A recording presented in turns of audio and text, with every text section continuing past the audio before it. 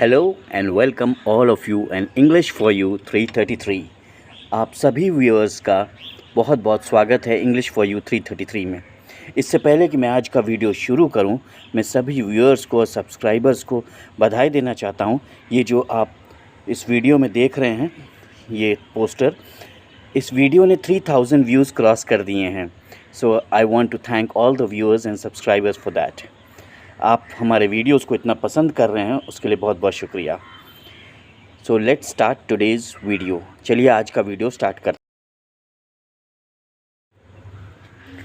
How to speak English with fluency and confidence. हम fluency और confidence के साथ इंग्लिश कैसे बोल सकते हैं, this is what I am going to tell you in this video. इस वीडियो में हम आपको ये बताने वाले हैं that how you are able to speak with fluent English and confident English. आप कॉन्फिडेंस और फ्लुएंसी के साथ कैसे बात कर सकते हैं। The first most important step to speak in English, अगर आप अच्छी इंग्लिश बोलना चाहते हैं, फ्लुएंट इंग्लिश बोलना चाहते हैं, कॉन्फिडेंट इंग्लिश बोलना चाहते हैं, तो first most important step is remove the fear of speaking English in your mind. आपके माइंड में जो आपके दिमाग में डर बैठा हुआ है कि मैं इंग्लिश नहीं बोल सकता, इसको आपको जड़ से मिटाना होगा। You have to remove the fear of speaking English. आपको ये जो डर बैठा हुआ है ना, आपके दिमाग में जो बैठाया गया है कि तुम इंग्लिश नहीं बोल सकते क्योंकि तुम हिंदी मीडियम में पढ़े हुए, इसलिए तुम इंग्लिश नहीं बोल सकते, इट इज़ एब्सोल्युटली अ माइथ। ये एक झूठ है जो आपके दिमाग में बैठाया गया है और आपके दिमाग में वो घर कर गया है कि मैं इंग्लिश नहीं बोल सकता। नहीं, आप इंग्लिश बोल सकते हैं। You can speak very good English. आप बहुत फ्लुएंट इंग्लिश बोल सकते हैं। आप यानी बहुत फर्राटेदार इंग्लिश बोल सकते हैं। आप इंग्लिश पूरे कॉन्फिडेंस के साथ बोल सकते हैं। You can speak English with full confidence. You can speak English with full fluency. You can speak English with full confidence. You can speak very nice English. इस चीज़ को आपको अपने दिमाग में बैठाना है और इस डर को हटाना है। वो अपने ऐड देखा होगा ना, कोल्ड ड्रिंक का, डर के आगे जीत है। तो डर को आपको सबसे पहले अपने आप को हटाना है। ये बेसिक स्टेप है, ये फर्स्ट स्टेप है। Remove the fear of English speaking. अंग्रेज़ी बोलने का जो डर आपके मन में बैठा हुआ है, इसको सबसे पहले हटा दीजिए। तो the first step is remove the fear of English speaking. No fear of English speaking. अच्छा ये बताइए, जब आप साइकिल चलाना सीख रहे थे तो पहले डर रहे थे ना? पहली बार में तो पूरा कॉन्फिडेंस नहीं आ गया था, डर रहे थे ना? लेकिन आज के टाइम में आप बहुत अच्छी साइकिल चला लेते हैं। क्या आज के टाइम में डर लगता है? बिल्कुल नहीं डर लगता है। क्यों? क्योंकि आपने उस डर को हटा दिया है। जब आप पहली बार स्कूटी चलाना सीख रहे थे तो डर लग रहा था कि मेन रोड पे कैसे चलाऊं, कहीं टक्कर ना हो जाए, एक्सीडेंट ना हो जाए। आज के टाइम में आपको डर लगता है? बिल्कुल डर नहीं लगता। आज के टाइम में आप पूरे कॉन्फिडेंस के साथ स्कूटी निकालते हैं, चल देते हैं। क्यों? क्योंकि उस डर को आपने हटा दिया है।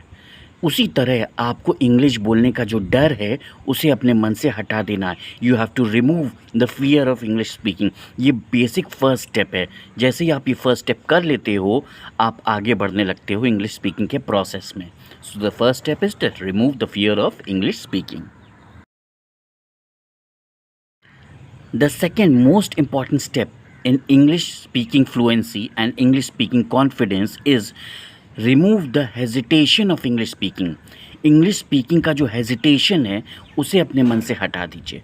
उसे जब आप इंग्लिश बोलना स्टार्ट करते हैं ना, तो जो हेजिटेट होते हैं उसको अपने मन से हटा दीजिए और ये दिमाग में बैठा लीजिए कि नहीं, मैं आज हेजिटेट हो रहा हूँ, कल मैं अच्छे से बोलने लगूँगा। हेजिटेशन का मतलब ये नहीं है कि आप बोलना ही बंद कर दें। ध्यान से समझिए बात को। हेजिटेशन का मतलब ये बिल्कुल नहीं है कि आप बोलना ही बंद कर दें। जी नहीं, आपको रेगुलरली बोलना है। हेजिटेशन क्यों हो रहा है? हेजिटेशन इसलिए हो रहा है क्योंकि वो काम आपने पहले नहीं किया है।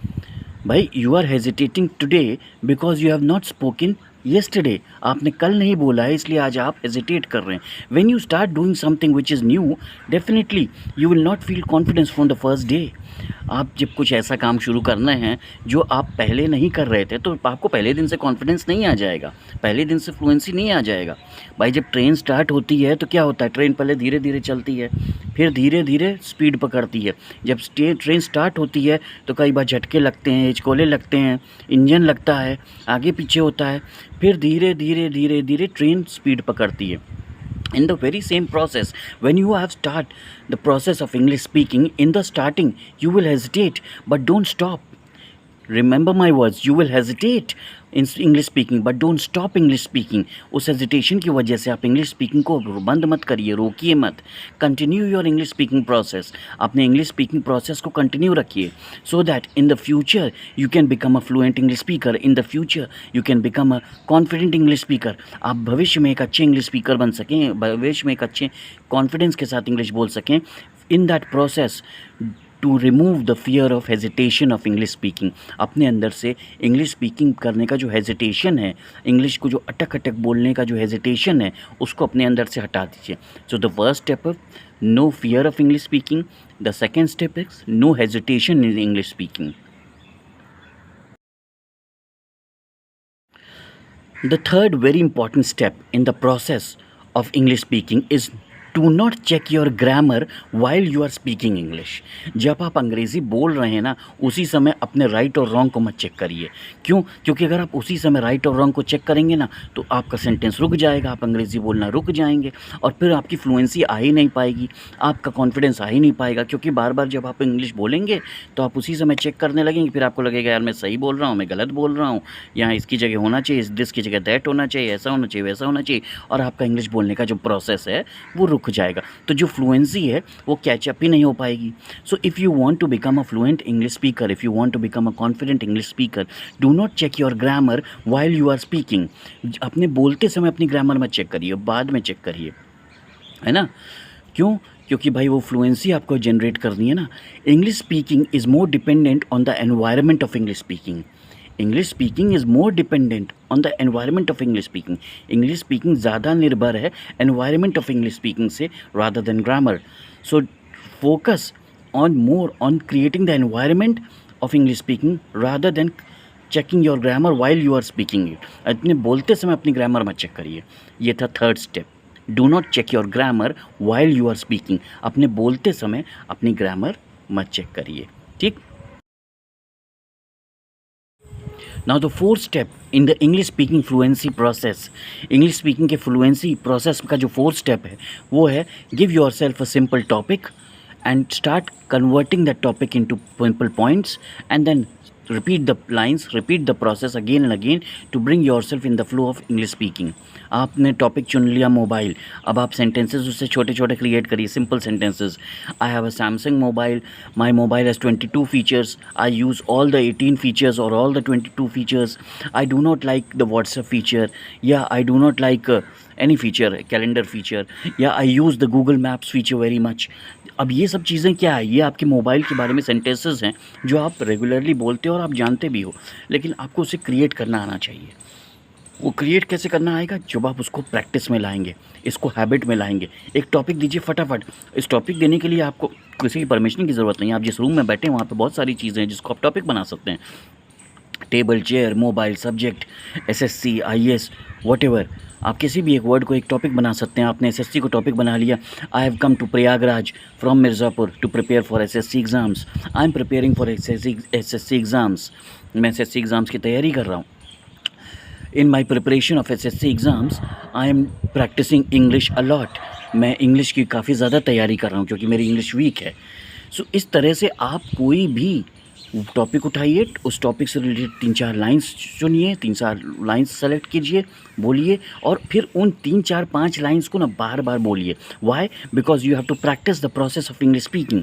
आपको इंग्लिश स्पीकिंग के उस प्रोसेस को प्रैक्टिस करना है। So if you really want to become a fluent English speaker, अगर आप सचमुच में एक फ्लुएंट इंग्लिश स्पीकर बनना चाहते हैं, if you really want to become a confident English speaker, सचमुच में कॉन्फिडेंट इंग्लिश स्पीकर बनना चाहते हैं, then repeat the process again and again. भाई रिपीट करने से फ़ायदा क्या होता है? You are in the practice and practice makes a man perfect. और प्रैक्टिस जो है एक किसी भी व्यक्ति को उस काम में परफेक्ट बना देती है। आप प्रैक्टिस करते करते कुकिंग एकदम परफेक्ट करने लगे। अच्छा अब एक बात बताइए, जब आप घर से बाहर निकले थे तो क्या आप खाना बनाना जानते थे?